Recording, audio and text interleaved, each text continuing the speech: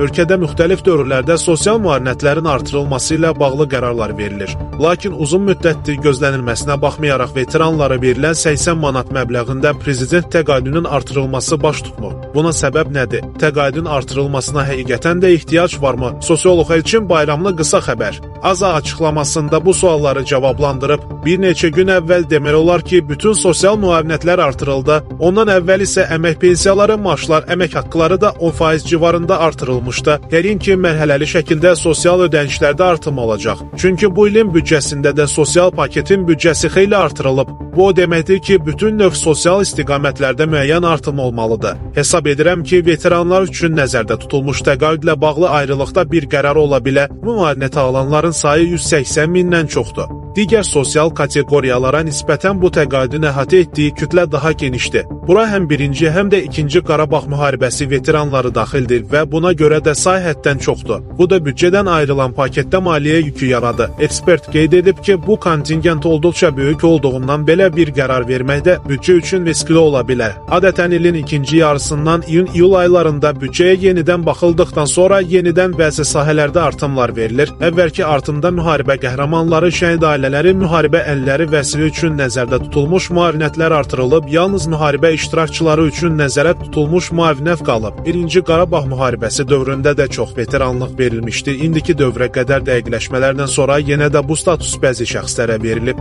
Lakin hər bir halda bu məbləğ olduqca azdır. Ən pis halda 100 manata çatdırıla bilər.